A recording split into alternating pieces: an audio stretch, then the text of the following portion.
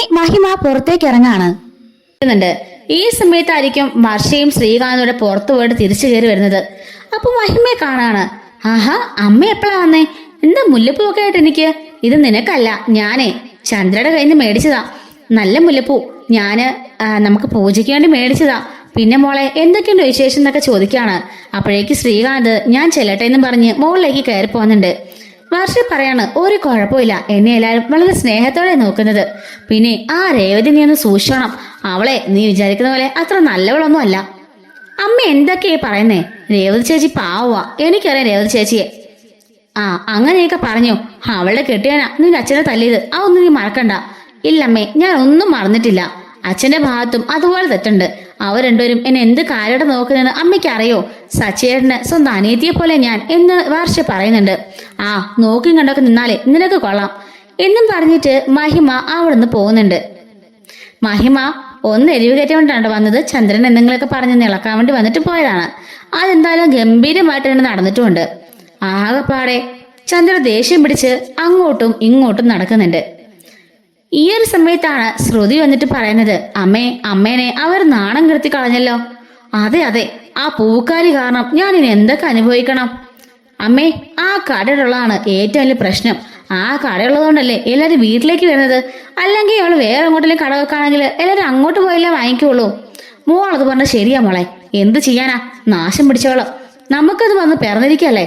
ഏത് നേരത്താണോ എന്റെ ഈശ്വര അങ്ങേർക്ക് വന്ന് എന്റെ കെട്ടിന് മുമ്പിലേക്ക് ചാടാൻ തോന്നിയത്. അതുകൊണ്ടാണല്ലോ ഇതൊക്കെ ഞാൻ അനുഭവിക്കേണ്ടി വന്നത്. അല്ലെങ്കിൽ നിന്നെപ്പോലെ നല്ലൊരു കുടുംബത്തിൽ നിന്ന് പറഞ്ഞ നല്ലൊരു കൊച്ചു വന്നാൽ എന്റെ സച്ചിമോന്റെ ഭാര്യയായിട്ടും എന്നൊക്കെ അവള് പറയുന്നുണ്ട്. ശ്രുതി പറയുന്നുണ്ട്, അമ്മേ നമുക്ക് ആ കട മാറ്റാൻ എന്തെങ്കിലും ഒരു ഐഡിയ ചെയ്താലോ? ആ ശ്രുതി മോളെ, രാത്രിയിൽ ആർക്കും അറിയാതെ നമുക്ക് കട വാങ്ങി പൊളിച്ചു കളഞ്ഞാലോ? എന്റെ അമ്മയെ പൊട്ടത്തരം പറയല്ലേ, എല്ലായിടത്തും CCTV ഉള്ളതല്ലേ, അതൊക്കെ പിടിക്കപ്പെടും. ഞാനെങ്കിലേ ഭാമയോടൊന്ന് ചോദിച്ചാലോ എന്നും പറഞ്ഞിട്ട് ശ്രുതി അകത്തേക്ക് പോകുമ്പം അവള് ഭാമയെ വിളിക്കുന്നുണ്ട്. ഭാമയെ വിളിച്ചാല് ഇവിടെ നടന്ന കാര്യങ്ങളൊക്കെ പറഞ്ഞാല് അവള് കളിയാക്കുമെന്നും കരുതിയിട്ട് വിളിച്ചിട്ട് കാര്യമൊന്നും പറയാതെ കട്ടാക്കാണ്. ഭാമയ്ക്ക് സംശയം തോന്നിയിട്ട് ഭാമ നേരെ ശ്രുതിയെ വിളിക്കുന്നുണ്ട്. അല്ല മോളെ, നിന്റെ അമ്മ വിളിച്ചു, ഒന്നും പറയാതെ കട്ടാക്കിട്ട് പോയി.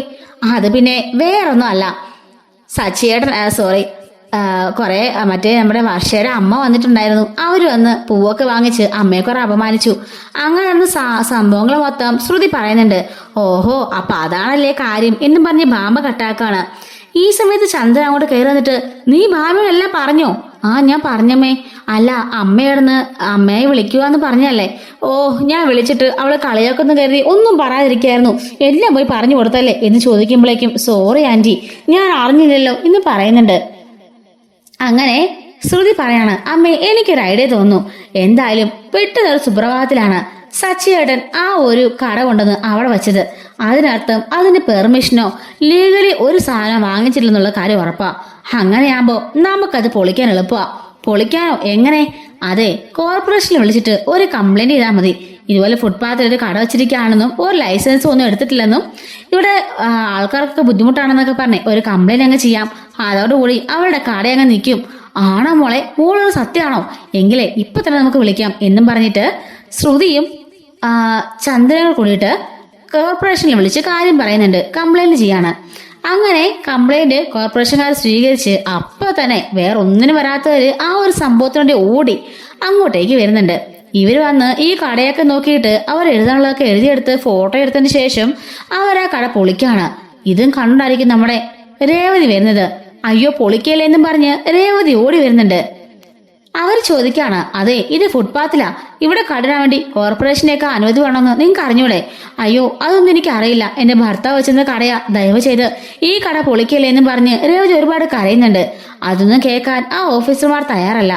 അവര് പറയുന്നുണ്ട്, നിങ്ങള് ഒരു സർട്ടിഫിക്കറ്റ് വാങ്ങിക്കാതെ ഒരു പെർമിഷൻ എടുക്കാണ് ഇവിടെ കട നടത്തിയിരുന്നത്. അത് മാത്രമല്ല കുറെ പേരൊന്ന് കംപ്ലൈന്റ് ചെയ്തു, ഇവിടുത്തെ പൂവിന് നാറ്റാണെന്നും പൂ നിങ്ങൾ വേസ്റ്റ് ആക്കി ഇവിടെ വേസ്റ്റ് ഇടാറുണ്ടെന്നും അതുപോലെ തന്നെ ഇവിടെ ഉള്ളവർക്ക് ശല്യമാണെന്നും വണ്ടി പോകാൻ തടസ്സമാണെന്നൊക്കെ കംപ്ലൈന്റ് കിട്ടിയെന്ന് പറയുമ്പോഴേക്കും ശ്രുതി അവള് പറയുന്നുണ്ട്, നിങ്ങളുടെ ആരാ ഇതൊക്കെ പറഞ്ഞത്? ഒരിക്കലും ഇല്ല. അപ്പോഴേക്കും അങ്ങോട്ടേക്ക് രവീന്ദ്രൻ വരികയാണ്. എന്താ കാര്യം? ഈ കട വിളിക്കാൻ പോവാച്ച എന്നും പറഞ്ഞിട്ട് അവള് കരയുമ്പോഴേക്കും നിങ്ങൾ എന്തൊക്കെയാ കാണിക്കുന്നേ സാർ? ഇതിന് പെർമിഷൻ ഒന്നും ഇല്ല എന്നൊക്കെ പറയുമ്പോൾ രേവതി പറയുന്നുണ്ട്, ഇന്ന വരെ ഞാനിവിടെ വേസ്റ്റ് ആയിട്ട് ഒരു പൂ പോലും ഇടാറില്ല. എനിക്ക് അത്രയോളൊന്നും എടുക്കാറില്ല, കുറച്ച് മാത്രം എടുക്കാറുള്ളൂ. ഇതൊരു കുഞ്ഞു കടയല്ലേ, ഇത് കൊണ്ടുപോയിട്ട് നിങ്ങൾക്ക് എന്ത് കിട്ടാനാ? ആർക്കും തടസ്സമില്ലാതെതാ ഈ ഒരു മൂലക്കല്ലേ കടയിരിക്കുന്നേ എന്നൊക്കെ അവള് ചോദിക്കുമ്പോൾ സോറി മാഡം, ഞങ്ങൾക്ക് ചെയ്യാതിരിക്കാൻ സാധിക്കില്ല എന്ന് പറയുമ്പോഴേക്കും രവീന്ദ്രൻ പറയാണ്, ഓരോരുത്തരും ബിൽഡിങ്ങുകളൊക്കെ കെട്ടിപ്പൊക്കാണ്, അതൊന്നും നിങ്ങൾക്ക് പൊളിക്കണ്ട. ഒരു പാവം പിടിച്ചൊരു പെൺകുട്ടി അവളുടെ ജീവിത മാർഗത്തിന് വേണ്ടിയിട്ട് ഒരു കടയിട്ടതാണോ നിങ്ങൾക്ക് പ്രശ്നം? ആരാ കംപ്ലൈന്റ് ചെയ്ത് എന്ന് ചോദിക്കുമ്പോഴേക്കും സോറി സാർ, അതൊന്നും ഞങ്ങൾക്ക് പറയാൻ പറ്റില്ല എന്ന് പറയുന്നുണ്ട്. ശ്രുതിയും ചന്ദ്രയും ടെറസിന്റെ മുകളിൽ നിന്നും ഇത് നോക്കിക്കൊണ്ട് ചിരിച്ചുകൊണ്ട് നിൽക്കുന്നുണ്ട്. അപ്പോൾ നമ്മുടെ രേവതി ആണെന്ന് പൊട്ടിക്കരയുന്നുണ്ട് കേട്ടോ. രവീന്ദ്രൻ അവളെ ആശ്വസിപ്പിക്കുകയാണ്. പൊളിക്കലെന്ന് വീണ്ടും അവളെ പിടിക്കുമ്പോഴേക്കും അവര് ഒന്ന് മാറി നിൽക്കുന്നു പറഞ്ഞ് വീണ്ടും അത് പൊളിച്ചുകൊണ്ട് പോകുന്നുണ്ട്.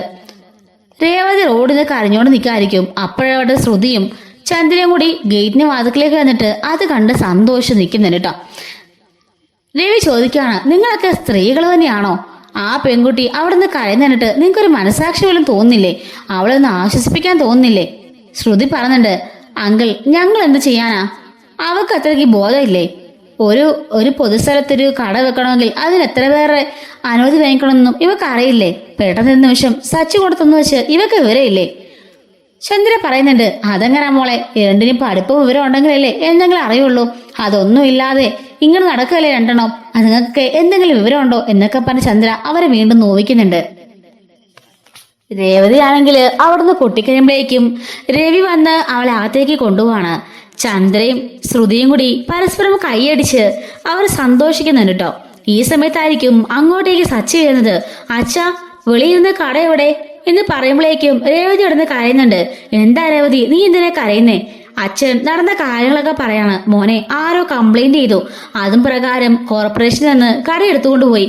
കംപ്ലൈന്റ് ചെയ്യുന്നു? ആരൊന്നും അറിയില്ല മോനെ, ആരാലും ചെയ്തത് വല്ലത്ത് ചതിയായിപ്പോയി.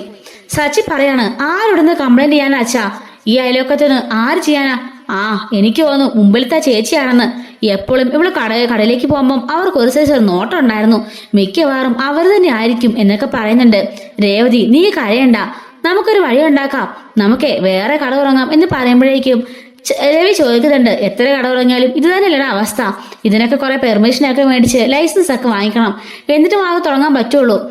എടി, നീ ഒന്നും ഓർത്ത് വിഷമിക്കണ്ട, ഞാനില്ല നിന്റെ കൂടെ, ഞാൻ റെഡിയാക്കി തരാമെല്ലാം എന്നും പറഞ്ഞ് സച്ചി പറയുന്നുണ്ട്. എന്നിട്ട് സച്ചി പറയുന്നുണ്ട്, എനിക്ക് പരമായ സംശയം ഇവിടെയുള്ള ആരോ ആണെന്ന സംശയം. ചന്ദ്ര പറയുന്നുണ്ട്, എന്താടാ, ഇനി ഞാനാണെന്നാണോ നിന്റെ സംശയം? അമ്മയ്ക്ക് അയാളുടെ വിവരം ഒന്നുമില്ലെന്ന് എനിക്കറിയാം, ഇത് മറ്റാരോ കീ കൊടുത്തു വിട്ട പോലെ ഉണ്ട് എന്നും പറഞ്ഞ് നമ്മുടെ ശ്രുതിയെ നോക്കുന്നുണ്ട്. ശ്രുതി ഇവിടെ നിന്ന് പേടിച്ച് തല മുണിച്ച് നിൽക്കുന്നുണ്ട്. അച്ഛാ, അതാരാണെങ്കിലും കണ്ടുപിടിക്കാനേ എനിക്കൊരു സെക്കൻഡ് മതിയെന്ന് അവരോടൊന്ന് പറഞ്ഞേരെ. ആണെന്ന് അറിഞ്ഞു കഴിഞ്ഞാല് അവർ ഞാൻ ശരിയാക്കുമെന്ന് ഓർത്തോ. എന്റെ ഇവളെ കരയിച്ച നിങ്ങളെ ഞാൻ വെറുതെ വിടാൻ പോകുന്നില്ല എന്നൊക്കെ പറയുന്നുണ്ട്. രേവതി, നീ ഒന്നും ഓർത്ത് സങ്കടപ്പെടണ്ട, നീ ഒന്നും ഓർത്ത് വിഷമിക്കുകയും വേണ്ട, ഞാനുണ്ട് നിന്റെ കൂടെ എന്ന് പറയുന്നുണ്ട്. രേവതി പറയാണ്, സച്ചിയേട്ടാ, എങ്ങനെയെങ്കിലും സ്വന്തം കാര്യം നിൽക്കണമെന്ന് ഓർത്താ ഞാൻ ഇങ്ങനെയൊക്കെ ചെയ്തത്. എന്നിട്ട് അതിനും ആർക്ക് സഹിക്കാൻ പറ്റുന്നില്ലല്ലോ. ഒരു പെൺകുട്ടി സമൂഹത്തിൽ ഇങ്ങനെ എന്തെങ്കിലും ചെയ്ത് ഇറങ്ങിയാൽ പിന്നെ അവരില്ലാതാക്കാനായിരിക്കും എല്ലാവരുടെയും ശ്രമം. എന്താ സച്ചിയേട്ടാ എല്ലാവരും ഇങ്ങനെയൊക്കെ ചോദിച്ച് രേവതി കരയുന്നുണ്ട്. സച്ചി പറയാണ്, സാരമില്ല, നീ വിഷമിക്കാതെ, പരിഹാരം ഉണ്ടാക്കാം, ഞാൻ നിന്റെ കൂടെ ഇല്ലേ എന്ന് പറയുന്നുണ്ട്. അങ്ങനെ രാവിലെ രേവതി ആണെങ്കിൽ അവിടുന്ന് ജോലിയൊക്കെ ചെയ്തുകൊണ്ടിരിക്കായിരിക്കും. അപ്പോഴേക്കും അവളൊന്ന് പറയുന്നുണ്ട്, എടി അതെല്ലാം കൂടി ചെയ്തു വെക്കടി, ഈ പെരയൊക്കെ തുടക്കടി, വേറെ പണിയൊന്നും ഇല്ലല്ലോ, പോയി ചെയ്യടി എന്നും പറഞ്ഞ് ചന്ദ്ര വഴക്ക് പറയുന്നുണ്ട്. ഇതും കേട്ടുണ്ടായിരിക്കും അങ്ങോട്ടേക്ക് സച്ചി വരുന്നത്. അമ്മ എന്തിനാ ഇവളോട് ചെയ്യാൻ പറഞ്ഞത്? വേറെ 2 മരുമക്കളുണ്ടല്ലോ, അവരെ കൊണ്ടൊന്നും ഞാൻ ചെയ്യിക്കാത്തെ. അതെ, അവർക്ക് രണ്ടതൊക്കെ ശമ്പളമുള്ള ജോലിയുണ്ട്, കൈ നിറച്ച് ശമ്പളമുണ്ട്. ഒരുത്തി 2 പേരും കോടീശ്വരി കൊണ്ടു ജനിച്ചവരാ. നിന്നെ അവന്റെ ഭാര്യയെ പോലെ ഒരു ദരിദ്രവാസിയൊന്നുമല്ല. 5നും 10നും ഇത്രയും കാലം പൂ കെട്ടി നടന്നപ്പം എന്തായിരുന്നു അവളുടെ അഹങ്കാരം? എന്നിട്ട് ഇപ്പൊ എന്തായടാ? ഇത്രയൊക്കെ ഉള്ളൂ നിന്റെ പെണ്ണുമ്പിളുടെ കഴിവ് എന്നും പറഞ്ഞ് കളിയാക്കുന്നുണ്ട്. ഇത് കാണുമ്പോഴൊക്കെ രേവതി അവിടെ നിന്ന് കരയുന്നുണ്ട്. സാരില്ലമ്മേ, ഞാൻ പോയി ചെയ്തോളാന്നും പറഞ്ഞിട്ട് അവൾ പിന്നെ അടുക്കളയിലേക്ക് പോവാണ്. സച്ചി പറഞ്ഞിട്ടുണ്ട്, ദേ ഞാനൊരു കാര്യം പറഞ്ഞേക്കാം, ആവശ്യമില്ലാതെ രേവതി എന്തെങ്കിലും പറഞ്ഞാണല്ലോ എന്റെ സ്വഭാവം മാറും എന്നും പറഞ്ഞിട്ട് സച്ചി അവിടെ നിന്ന് പോകുന്നുണ്ട്. രേവതി കരഞ്ഞോണ്ട് അടുക്കളയിൽ നിന്ന് ജോലി ചെയ്തോണ്ടിരിക്കായിരിക്കും. ഈ സമയത്ത് സച്ചി കൂട്ടറുടെ അടുത്തേക്ക് പോകുന്നുണ്ട്. അവർ ചോദിക്കാണ്, എന്താണ് ഒരു മൂഡ് ഓഫ് പോലെ? ഒന്നുമില്ലടാ, ഞാൻ ഓട്ടം കഴിഞ്ഞ് വരിക. രേവതിയുടെ കട ഇന്നലെ ആരെ പൊളിച്ചു മാറ്റിയിരുന്നു? ആര്? കോർപ്പറേഷനിൽ വന്ന ആരോ കംപ്ലൈന്റ് കൊടുത്താ? ആരാടാ കൊടുത്തത്? ആരാണെങ്കിലും അവന്മാരെ നമുക്ക് പൊക്കി അവന്മാരെ നമുക്ക് ശരിയാക്കാം. എടാ പൊക്കിയത് എന്തായാലും വീടിനകത്തുള്ളവർ തന്നെയാ. അവരെ പിടിച്ചിട്ടൊന്നും പ്രത്യേകിച്ച് കാര്യമൊന്നും ഉണ്ടാകാൻ പോകുന്നില്ല. വീടിനകത്തുള്ളവരോ? കൊള്ളാലോ. അതേടാ, അവള് ജോലിക്ക് വന്നതേ അവർക്ക് ഭയങ്കര ബുദ്ധിമുട്ടാ. ബാക്കി രണ്ട് മരുമക്കളും ഇഷ്ടംപോലെ സമ്പാദിക്കുന്നുണ്ടല്ലോ. എന്റെ അമ്മയ്ക്ക് അത് തന്നെ വലിയ കണ്ണാടിയാ. എന്റെ ഭാര്യ പാവം, ആകെപ്പാടെ മാസം അവൾ ഇച്ചിരി പൈസ ഉണ്ടാക്കുന്നുള്ളൂ. അത് തന്നെ നിനക്കറിയാലോ. വണ്ടി പോയ സമയത്ത് എനിക്കൊരു കാർ ഒരു വാങ്ങിച്ചു തന്നോളാം. ആ പൈസയും കൊണ്ട് ആകെപ്പാടെ തകർന്നിരിക്കാം. അതിനുകൂടെ അമ്മയാണെങ്കിലോ കുത്തുവാക്കും. ഒന്നും ചെയ്യുന്നില്ലെന്ന് പറഞ്ഞ് വീട്ടിലിട്ട് ഓരോ ജോലി ചെയ്യിപ്പിക്കുക പാവത്തിന്. എന്തോന്ന് പറഞ്ഞിട്ടാ ഞാൻ പറയാറ്, അമ്മയല്ലേ, ഒരു പരിധിയില്ലെന്നൊക്കെ സച്ചി ചോദിക്കുന്നുണ്ട്. അങ്ങനെ ഇവരിങ്ങനെ ഓരോ പ്ലാനിങ് ഒക്കെ ചെയ്തുകൊണ്ടിരിക്കുകയാണ് കേട്ടോ. നമുക്കൊരു AC ഷോറൂം തുടങ്ങിയാലെന്നൊക്കെ ഒരാളെ പറയുമ്പോൾ ഒന്ന് പോടാ, പൂക്കച്ചവടത്തിനാണോ AC ഷോറൂം? അതിന്റെ വാടകയും കറണ്ട് ബില്ലും എല്ലാം കഴിയുമ്പോൾ പിന്നെ ഒന്നും കാണില്ല, കടവും കൂടെ കയറും എന്ന് സച്ചി പറയുന്നുണ്ട്. അപ്പോഴേക്കുമാണ് അവന്റെ ഒരു കൂട്ടുകാരൻ ഫോൺ ചെയ്യുന്നത് കാണുന്ന കേട്ടോ. എന്താടാ, ആരായിരുന്നു ഫോണില്? ഫുഡ് ഡെലിവറി ചെയ്യാൻ വിളിച്ചതാടാ. എന്റെ ഭാര്യയ്ക്ക് ഇപ്പൊ പുറത്തുനിന്ന് ഫുഡ് കഴിക്കണം പോലും, അതിന് ഞാനൊരു ഡെലിവറിക്കാരനെ വിളിച്ചതാ. അയാളോണ്ട് കൊടുത്തിട്ടുണ്ടെന്ന് പറഞ്ഞു എന്നും പറഞ്ഞ് പറയുമ്പോഴാണ്, എടാ എനിക്കൊരു ഐഡിയ തോന്നുന്നു. എന്താടാ?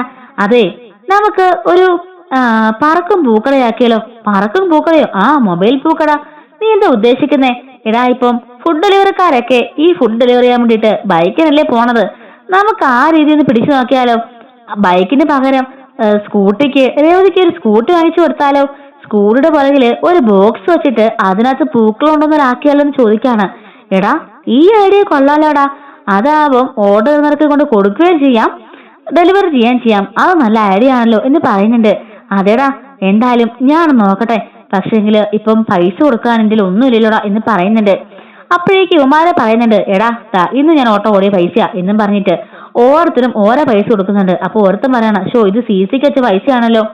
മറ്റേ കൂട്ടരും പറയുന്നുണ്ട്, ഇങ്ങോട്ട് താടാ നിന്റെ CC, അത് നീ വേറെ ഉണ്ടാക്കി കൊടുക്കുക, ഇപ്പൊ ഇതാണ് ആവശ്യം എന്നും പറഞ്ഞിട്ട് കൂട്ടുകാരന്മാരെല്ലാം കൂടെ കൂടിയിട്ട് സച്ചിക്ക് 10-20,000 രൂപ കൊടുക്കുന്നുണ്ട്. എടാ, എന്റെ ഒരു 20,000 രൂപയുണ്ട്, എന്തായാലും ഇത് മതിയായിരിക്കും അല്ലേ? ഞാൻ കൊണ്ട് കൊടുത്തിട്ട് വണ്ടി കൈയോടെ മേടിച്ചോണ്ട് പോകാടാ എന്നും പറഞ്ഞ് അവൻ സന്തോഷത്തിൽ പോകുന്നുണ്ട്. ഇത് കാണുമ്പം അവർക്ക് സന്തോഷമാകുന്നുണ്ട്. എന്തായാലും സച്ചിക്ക് ആദ്യം രേവതിനെ കണ്ടെടുത്ത കടോടായിരുന്നു. പക്ഷെ രേവതി പാവ, അവന് വേണ്ടിയിട്ട് എന്തൊക്കെ ചെയ്തിട്ടുണ്ട്. അന്ന് ഞങ്ങൾ ജയിലിലായ സമയത്തൊക്കെ ഉണ്ടല്ലോ, രേവതിനെ സച്ചി അടികൊള്ളാതിരിക്കാൻ വേണ്ടിയിട്ട് അവൾ തടസ്സം വരെ നിൽക്കുക ചെയ്തതാ. അന്ന് അവളില്ലായിരുന്നെങ്കിൽ ഞങ്ങൾ പുറത്തു പോലും ഇറങ്ങില്ലായിരുന്നു എന്ന് കൂട്ടുകാരൻ പറയുന്നുണ്ട്. എന്തായാലും നമ്മുടെ സച്ചിയുടെ മനസ്സുപോലെ തന്നെയാ രേവതിയെ കിട്ടിയത്. ശ്രുതിക്ക് ഒരിക്കലും ചേർന്ന് പെണ്ണായിരുന്നില്ല രേവതി. അവന് വേണ്ടി കാലം കഴിച്ച പെണ്ണാണ് രേവതി എന്നൊക്കെ ആ കൂട്ടുകാരനും പറയുന്നുണ്ട്. അങ്ങനെ സച്ചി സ്കൂട്ടി മേടിക്കാനായിട്ട് പോകുന്നുണ്ട് കേട്ടോ. ഒരു ഷോറൂമിലേക്ക് പോവാണ്. അങ്ങനെ സ്കൂട്ടി നോക്കുന്നുണ്ട്. പുറകിൽ ഇങ്ങനെ ബോക്സ് ഒക്കെ വെക്കാൻ പറ്റുന്ന സ്കൂട്ടി ആയിരിക്കണം എന്നൊക്കെ പറയുന്നുണ്ട് കേട്ടോ. അങ്ങനെ നോക്കിക്കൊണ്ടിരിക്കുമ്പോഴാണ് ഏത് കളറാ ഇഷ്ടമെന്ന് അറിയാൻ വേണ്ടിട്ട് രേവതിയെ വിളിക്കുന്നത്. രേവതിയോട് ചോദിക്കാണ്, രേവതി നിനക്ക് ഇഷ്ടപ്പെട്ട കളർ ഏതാ? എന്തിനാ സച്ചിയുടെ അങ്ങനെ ചോദിച്ചേ? പറ, സാരി വാങ്ങിക്കാനാണോ? എനിക്ക് ഒത്തിരി സാരി ഇരിപ്പുണ്ട്. സാരി ഒന്നും എനിക്ക് വേണ്ട. സാരി ഒന്നും അല്ല, നീ കാര്യം പറ. അത് പിന്നെ എനിക്ക് ഒരു ആഷ് കളർ ഉണ്ടല്ലോ, അതെനിക്കിഷ്ടാ. ആഷ് കളർ അല്ലേ? എങ്കിലേ ഞാൻ വാങ്ങിച്ചോണ്ട് വരാം. എന്ത്? അത് ഒരു സാധനമാ, സർപ്രൈസാ എന്നും പറഞ്ഞിട്ട് കട്ടാക്കുന്നുണ്ട് കേട്ടോ. എന്തായി സച്ചിയേട്ടന്? പിണക്കാൻ മാറ്റാനും എന്റെ സങ്കടം മട്ടനായിരിക്കും, ഒരു സാരി വാങ്ങിച്ചു വരാനായിരിക്കും പാവം എന്നും പറഞ്ഞ് അവള് ബാക്കി ജോലി ചെയ്തുകൊണ്ടിരിക്കുന്നുണ്ട്. ഈ ഒരു സമയത്താണെങ്കിൽ സച്ചി അവിടുന്ന് സ്കൂട്ടിയൊക്കെ വാങ്ങിച്ചുകൊണ്ട് ഗേറ്റിന് വെളിയിൽ കൊണ്ട് വെക്കുന്നുണ്ട് കേട്ടോ. എന്നിട്ട് ഗേറ്റിന് വെളിയിൽ നിന്നിട്ട് അച്ഛനെയും അമ്മയെയും ശ്രുതിനെയും വർഷനെയും എല്ലാവരെയും രേവതിനെയും എല്ലാവരെയും ഫോൺ ചെയ്തിട്ട് താഴേക്ക് വരാൻ പറയാണ്. എല്ലാവരും ഹാളിലേക്ക് വന്നിട്ട്, അല്ല അവനെന്തിനാ വിളിച്ചതെന്ന് ചോദിക്കാണ്. രേവതി പറയുന്നുണ്ട്, അയ്യോ എനിക്ക് അറിയില്ല അച്ഛാ. ശ്രുതി ചോദിക്കുന്നുണ്ട്, അറിയത്തില്ലാതെ പിന്നെ എന്തിനാളോട് വരാൻ പറഞ്ഞേ? എനിക്കറിയില്ല ശ്രുതി, എന്നോടും വരാൻ പറഞ്ഞതേ ഉള്ളൂ എന്ന് പറയുന്നുണ്ട്. ഇനിയിപ്പോ അവൻ എന്താണോ കാണിച്ചു വെച്ചിരിക്കുന്നത് എന്നും പറഞ്ഞ് ചന്ദ്രയെ പുറത്തേക്ക് ഇറങ്ങുന്നുണ്ട്. രവി പറയുന്നുണ്ട്, എന്തായാലും അവൻ വിളിച്ചതല്ലേ, എല്ലാരും ബാ എന്നും പറഞ്ഞിട്ട് പുറത്തേക്ക് ചെല്ലുന്നുണ്ട്. അപ്പോഴേക്കും അവിടെ സച്ചി നിൽക്കായിരിക്കും. എന്താടാ നീ എന്തിനാ ഞങ്ങളെയൊക്കെ വിളിച്ചത്? വേറെ പണിയുണ്ട്, നീ പറ എന്ന് ചന്ദ്ര പറയുമ്പം, നിക്കമ്മേ വെയിറ്റ് ചെയ്യ്, എല്ലാരും കൂടെ കൂടിയിട്ട് എന്റെ ഭാര്യയുടെ കടയങ്ങ് അടിച്ചു തൂക്കിയില്ലേ, അവളെ വീട്ടിലിരുത്തിയില്ലേ എന്ന് പറയുമ്പോഴേക്കും, ഓ ഇത് പറയാൻ വേണ്ടിട്ടാണോ നീ ഇങ്ങോട്ടേക്ക് ഞങ്ങളെ വരുത്തിയത് എന്ന് ചോദിക്കുന്നുണ്ട്. അതൊന്നുമില്ല, ഒരു സാധനം കാണിക്കാനാ എന്നും പറഞ്ഞിട്ട് അവന് ഗേറ്റ് തുറക്കാണ്. അപ്പോഴേക്കും അതിന്റെ മുമ്പില് ഒരു പുതിയ സ്കൂട്ടി ഇരുന്ന് കണ്ടപ്പം ശ്രുതിയും ചന്ദ്രയൊക്കെ ഞെട്ടിപ്പോകുന്നുണ്ട്. അല്ല, ഇതെവിടുന്ന ഈ സ്കൂട്ടി? ഇത് ഞാൻ വാങ്ങിച്ച സ്കൂട്ടിയാ, ഇത് രേവതിയുടെ സ്കൂട്ടിയാണെന്ന് പറയുന്നുണ്ട്. രേവതി ചോദിക്കാണ്, എന്റെ സ്കൂട്ടിയോ? അതേ രേവതി, ഇത് നിനക്ക് വേണ്ടി ഞാൻ വാങ്ങിച്ച സ്കൂട്ടിയാണെന്ന് പറയുന്നുണ്ട്. അപ്പോഴേക്കും വർഷയും ശ്രീകാന്തും അച്ഛനൊക്കെ ഒത്തിരി സന്തോഷമാകുന്നുണ്ട്. അവർക്ക് കൈയടിക്കാണ്. വർഷ പോയിട്ട് രേവതിക്ക് കൺഗ്രാറ്റ്സ് ഒക്കെ പറയുന്നുണ്ട്. സച്ചിയേട്ടാ ഇതിൽ അടിപൊളിയായിട്ടുണ്ടെന്നൊക്കെ പറഞ്ഞ് വർഷ തൊട്ടൊക്കെ നോക്കുന്നുണ്ട്. ശ്രുതിക്കും ചന്ദ്രയ്ക്കും ഒട്ടും ഇഷ്ടപ്പെടുന്നില്ല കേട്ടോ. അച്ഛൻ ചോദിക്കുന്നുണ്ട്, അല്ലടാ മോനെ ഇപ്പൊ എന്താ പെട്ടെന്ന് സ്കൂട്ടിയൊക്കെ? അച്ഛാ, ഇന്നലെ ഇവിടെ അവളുടെ കട പൊളിച്ചു കളഞ്ഞില്ലേ, അതിന്റെ പിന്നിൽ ആരാണെന്നൊക്കെ എനിക്കറിയാം. പിന്നെ അത് ഞാൻ ഇപ്പൊ വേണ്ടെന്ന് വെച്ചിരിക്കാ. പിന്നെ അതൊക്കെ പോട്ടെ, എന്റെ ഭാര്യയ്ക്ക് ജോലിയില്ലെന്ന് പറഞ്ഞ് ഇവിടുത്തെ എന്റെ അമ്മയുണ്ടല്ലോ, അവളോട്ട് ഒരുപാട് നോവിച്ചു. പാവത്തിനെ അടുക്കളപ്പണി അയച്ച് വർഷം കെടുത്തി. അതുകൊണ്ട് ഞാനൊരു പ്ലാൻ ചെയ്തു. ഇപ്പൊ നമുക്ക് ഫുഡ് ഡെലിവറി ഒക്കെ ചെയ്തില്ലേ ഓൺലൈനായിട്ട്, അതുപോലെ ഇനി മുതൽ മൊബൈൽ പൂക്കടയായിരിക്കും ഇത്. രേവതിയുടെ സ്വന്തം മൊബൈൽ പൂക്കട എന്ന് പറയുന്നുണ്ട്. രേവതി ചോദിക്കാണ്, സച്ചിൻ എന്തൊക്കെയാ പറയുന്നേ? അതേ രേവതി, നിനക്കിപ്പോ മിക്കവാറും ഓർഡർ ആണല്ലോ കിട്ടിക്കൊണ്ടിരിക്കുന്നത്. ഇഷ്ടംപോലെ ഓർഡർ നിനക്ക് കിട്ടാറില്ലേ? അപ്പം നീ ആ ഓർഡറുകളൊക്കെ സ്വീകരിക്കണം. എന്നിട്ട് അവരുടെ വീട്ടിലോട്ട് കൊടുക്കണം. പലർക്കും ഇങ്ങോട്ടേക്ക് വന്ന് മേടിക്കാൻ ഒരു ബുദ്ധിമുട്ട് കാണുമല്ലോ, ഇത്ര ദൂരം വരണം എന്നുള്ള ബുദ്ധിമുട്ടും കാണും. അങ്ങനെയൊന്നും നീ ഓർക്കണ്ട, നീ എന്റെ റൂട്ട് പിടിച്ചോ, എന്നിട്ട് പൂക്കച്ചവടം ആ റൂട്ടിലങ്ങ് ചെയ്തോ എന്ന് പറയുന്നുണ്ട്. അപ്പോഴേക്കും വർഷ പറയുന്നുണ്ട്, സച്ചിയേട്ടാ ബ്രില്യന്റ് ഐഡിയ ആയിട്ടുണ്ട് കേട്ടോ, എന്തായാലും ഐഡിയ കലക്കി. അതുപോലെ രേവതിയുടെ പറഞ്ഞിട്ടുണ്ട്, രേവതി ചേച്ചി എന്തായാലും സച്ചിന്റെ ഐഡിയ സൂപ്പറാ, ഇത് ഒന്ന് ക്ലിക്ക് ആവും. അപ്പോഴേക്കും ചന്ദ്ര താക്കോല് അച്ഛന്റെ കയ്യിൽ കൊടുക്കാണ് കേട്ടോ. അപ്പൊ അച്ഛനും അമ്മയും കൂടെ ഈ താക്കോല് സ്വീകരിക്കുന്നുണ്ട്. എന്നിട്ടത് രേവതിയുടെ കയ്യിൽ കൊടുക്കാണ്. രേവതി അത് ഇങ്ങനെ അനുഗ്രഹിച്ച് വാങ്ങിച്ചതിന് ശേഷം അത് സ്കൂട്ടിൽ ഇടുന്നുണ്ട്. സച്ചി ചോദിക്കാണ്, അല്ല രേവതി നിനക്കത് ഓടിക്കാൻ അറിയോ? ഓടിക്കാൻ അറിയാണോ? ഒന്ന് കേറിയിരുന്ന് നോക്ക് എന്ന് നമ്മള് രേവതി പറയുന്നുണ്ട്. അങ്ങനെ സച്ചിയും കയറി ഇരിക്കുന്നുണ്ട്. സച്ചിനെയും കൊണ്ട് രേവതി അവിടുന്ന് നല്ല രീതിക്ക് തന്നെ വണ്ടി ഓടിച്ചു പോകുന്നുണ്ട് കേട്ടോ. ആഹാ കൊള്ളാലോ എന്ന് പറഞ്ഞിട്ട് സച്ചി പുറകിലിരിക്കാണ്. സച്ചിയേട്ടാ എനിക്ക് എത്ര സന്തോഷം എന്നറിയോ എന്നൊക്കെ പറഞ്ഞ് രേവതി സന്തോഷത്തിൽ തുള്ളി ചാടുന്നുണ്ട്. ശ്രുതി പറയുന്നുണ്ട്, ഓ ഇത് വലിയ കാര്യമൊന്നുമല്ല, ഒരു സ്കൂട്ടിയല്ലേ. വർഷ പറയുന്നുണ്ട്, ശ്രുതി ചേച്ചി ഇത് കാര്യം തന്നെയാ, സ്വന്തം ഭാര്യ വിഷമിച്ചപ്പോ ഇങ്ങനൊരു ഐഡിയ കണ്ടെത്തി. ആ നിമിഷ നേരം കൊണ്ട് ഒരു ബൈക്ക് കൊണ്ട് കൊടുക്കാൻ സച്ചിന് തോന്നിയല്ലോ. ബൈക്കല്ല, ഇത് ഒരുപാട് സാധനമാണെങ്കിൽ പോലും അതിന് അതിൻ്റെ മൂല്യമുണ്ട്. അതെ, സച്ചേട്ടന് രേവതിച്ചിട്ടുള്ള ലവ് ആ കാണിക്കുന്നേ, സ്നേഹം ആ കാണിക്കുന്നേ. ആ സ്നേഹത്തിനാ വില, അല്ലാതെ ആ സ്കൂട്ടിക്കല്ല എന്നും പറഞ്ഞ് വർഷ ശ്രുതിക്കിട്ട് നല്ലൊരു പണിയും കൊടുത്തിട്ട് കയറി പോകുന്നുണ്ട്. ദേവി പറയുന്നുണ്ട്, അതെ വർഷമോള് പറഞ്ഞത് എത്രയോ കറക്റ്റാ. സ്നേഹം അളക്കുന്നതിന് പൈസയിലോ കാശിലോ ഒന്നുമല്ല, അവർ ചെയ്യുന്ന പ്രവൃത്തിയിലും അവരുടെ സ്നേഹത്തിലുമാണ് എന്നും പറഞ്ഞിട്ട് രവിയും കയറി പോവാണ്. ശ്രുതി പറയാണ്, എന്റെ അമ്മേ ഇങ്ങനൊരു പണി നമ്മൾ ഒരിക്കലും പ്രതീക്ഷിച്ചില്ലല്ലോ. അതെ അതെ, ഇവരത്രയ്ക്കും ബുദ്ധിയുണ്ടെന്ന് ആരറിഞ്ഞു? ഞാൻ ഓർത്തില്ല ഒരിക്കലും ഇങ്ങനെ ചെയ്യുമെന്ന്. ഛേ, എല്ലാം വെള്ളത്തിലായാലോ എന്നും പറഞ്ഞ് ശ്രുതിയും ചന്ദ്രനും കൂടി ആകെപ്പാടെ വിഷമിച്ചോടെ നിൽക്കുന്നുണ്ട്. അങ്ങനെ നമ്മുടെ രേവതി ആണെങ്കിൽ ഈ സ്കൂട്ടിയുടെ സന്തോഷത്തോടെ അവളുടെ വീട്ടിലൊക്കെ കാണിക്കുകയും നാട്ടുകാരൊക്കെ കാണിക്കൊക്കെ ചെയ്യുന്നു കേട്ടോ. അങ്ങനെ പിന്നീട് അതിലാണ് നമ്മുടെ രേവതി പൂക്കച്ചവടം നടത്തുന്നത്.